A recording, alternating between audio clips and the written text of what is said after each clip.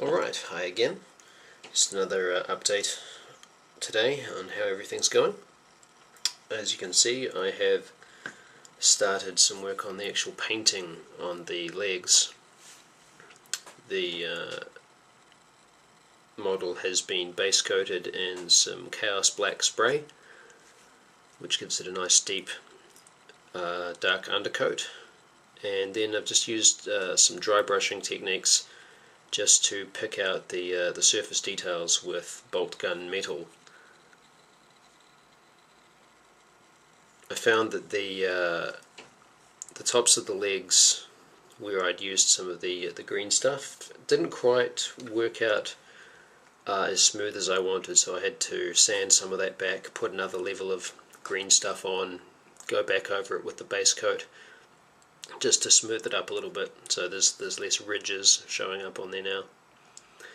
So once I'd done the overall brush with the bolt gun metal, just went back over with Chaos Black to fill in the hose ridges around the backs of the legs, and then just with a smaller brush just picked out some more of the detail. So what I'm currently doing is I'm going through and I'm picking out a few different details in a different colour. So I'm using a tin bits mix on these grates, and I'll dry brush over a lighter colour on there, and then just using a brazen brass just on a few different details, just to pick them out, make them stand out a little bit, just so it doesn't look like a big blob of silver. So once I've done that, I will also go over everything with a black ink wash, get into the crevices, just muddy it up a little bit. I'll probably use a brown ink as well, which will sort of grime everything up, make it look as though it's been oily and greasy and all of that sort of thing. So yeah, just going through, picking out a few details, seeing what looks good. Probably throw in a little bit of red on some of these hoses as well, just to make them stand out a little bit. So yeah, just going through, just touching up all those little details. So yeah, I quite enjoy this part, getting into the main part of the model and just sort of visualizing how the whole thing's going to come together. Big solid, piece of metal clanking around, and then the armor plates that go on the top will really be quite striking. So yeah, that's what I'm up to at the moment. I'll give you an update in a little while.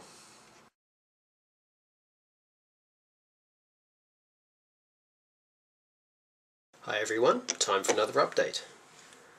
So here we are. I've added some colours to the armor plating of the model. These are just blue tacked on at the moment, just to see how it's all going to look together.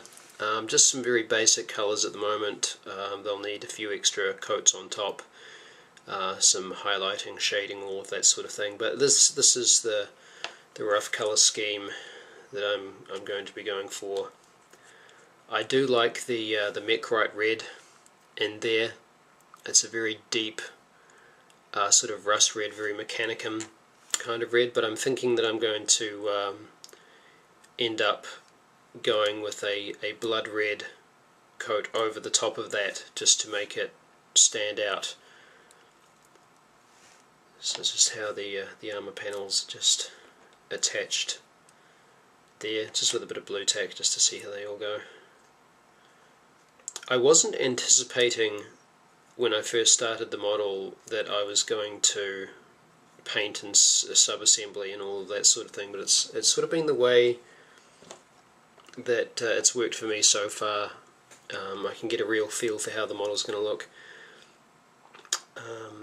As you can see there, the reds are going to stand out very nicely from the skeletal dark greys, and I've taken some photos of this, which I'll put up in the intermissions, so you can get a few more detailed looks.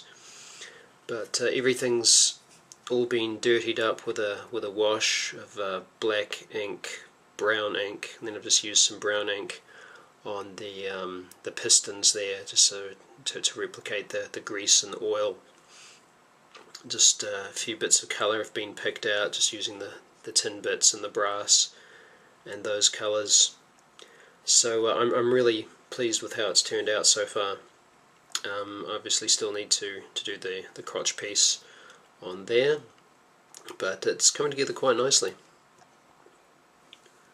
So we have the black and white on the greaves, lots of area for freehand or decal use. I don't actually have a decal sheet that goes along with this, so it might just be a case of doing some freehanding on that. One thing I think I'm going to do, particularly with the white is always a really tricky colour to paint, especially if you're trying to get it on top of a black undercoat. It's just the way it is. So what I will do is I transition up. So I'll start off with a black, but I'll put a solid grey colour, then a lighter grey, and then build up to the white. What I'm going to do here, I don't know if you can see the textures on the screen there. What I'm going to do is get some very fine sandpaper, which is used for auto car bodies. Basically, put down the layer of white, and then just go back over and give that a brush with the sandpaper, just to even it out and sort of flatten it up. Put another layer on, see how that looks. It's quite difficult to try and get a good coverage of white without getting brush strokes. So I think that part's going to take the longest part in terms of the painting. The knee pads are obviously set up to have some decals. I'm sure I can come up with something creative to go in there. I don't want to make the model look too busy by having patterns and freehand stuff everywhere, but with the scale of the model, it's sort of designed to have lots of detail and things on it. If you take it to scale next to a normal miniature, just bring this in for a little bit of scale. So yeah, Venom transport. So this is the size of a regular miniature, and the knight is obviously going to be somewhere around this tall. So when you consider that you can get a lot of intricate details on armor plating of standard miniatures, the amount of detail you can put on there is obviously going to be greater. But that's a bridge to cross further along the line. So the next part, I'm going to touch up the rest of the paints, do some extra layering, and then we'll build up the highlights. And then I think the torso is going to be the next part. I've got the parts taken out, cleaned up. They're all ready to start going together. I'm still waiting for some appropriate size magnets, because the way the torso section is all set up, as I showed previously, it's going to go on this rotating plate here. So I need another magnet to go on the top there, so I can get the movement, and also take it apart for moving it around, transporting it, all of that sort of thing. So I'm a little hampered there until I get some more magnets in, but the painting process is keeping me busy and entertained. I'm actually quite enjoying it at the moment, which is great. So the more time I can play around with that, I can finalise the look that I want over the rest of the model. And then I've also got the arms and the guns to put together. So I think that part's going to be a lot of fun. So lots of detail, lots to pick out. Doing a good job with the highlighting, I think, is going to be worthwhile, and then extra shading is needed. Just a matter of perfecting what I'm going to do with the white, because there's going to be other larger areas of white later on in the model, specifically the shoulder pads. But yeah, that is part of the challenge of the build, getting things how you like it. So I'll be pushing on with that this weekend, and hopefully we'll have another update for you if not this weekend, then probably later on. Thanks very much, stay tuned.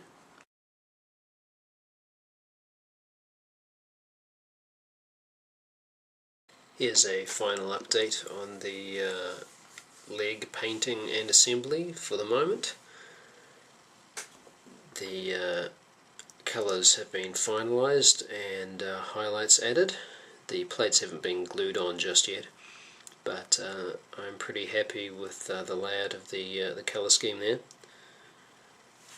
The Mechrite red was covered in blood red down on the legs, on the crotch piece there, then just highlighted with some blazing orange.